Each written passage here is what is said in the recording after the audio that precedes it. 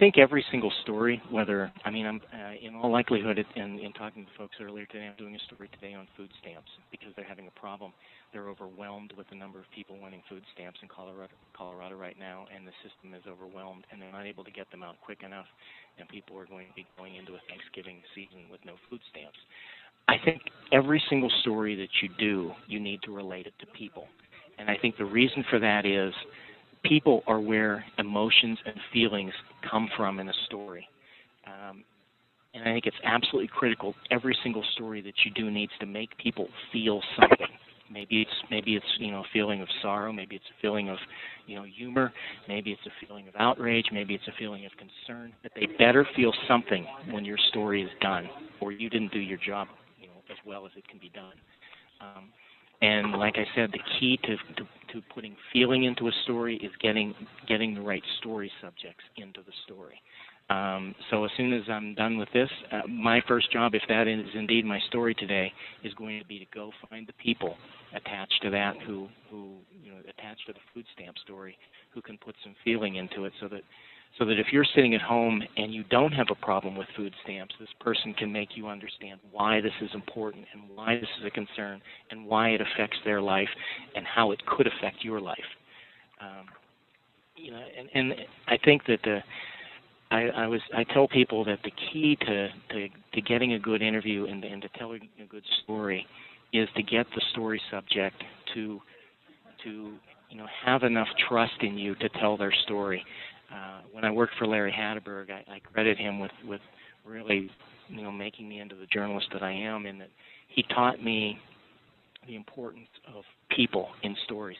He gave me a great quote when I first started there. He said, if you give a piece of yourself to your story subject, they'll give a piece of themselves back to you. And it's absolutely true.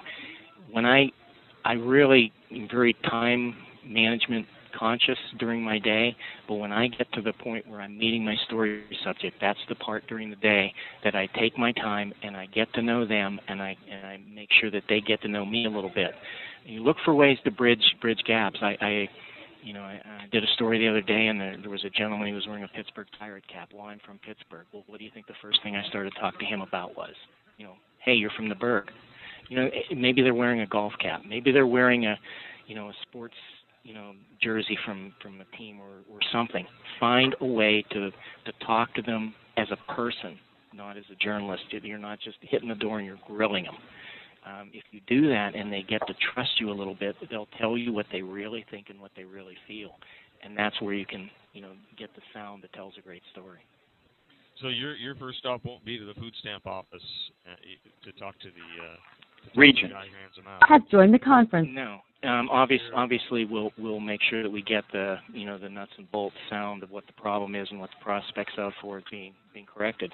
But my key is going to be to find a family or a single parent or whatever, and they're counting on them. And what's it going to mean if they don't get it? That's how I'm going to make people care about that story. They're not going to really care about a bureaucrat that's struggling to get the computer to work.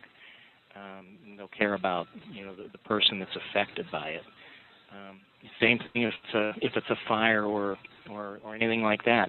Yeah, you want the official sound from the PIO, but who's this fire affecting?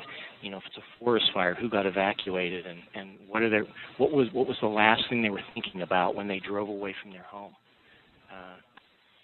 We've had a lot of forest fires out here this year, and those were always the things that I wanted to get from people is, what was it like to drive away from a home knowing you may never see it again? Because if you can get that into a story, you're going to make people care. It's not just going to be about, wow, look at the flames. It takes it beyond that, and it makes people feel what it's like to be in that story, be part of that story.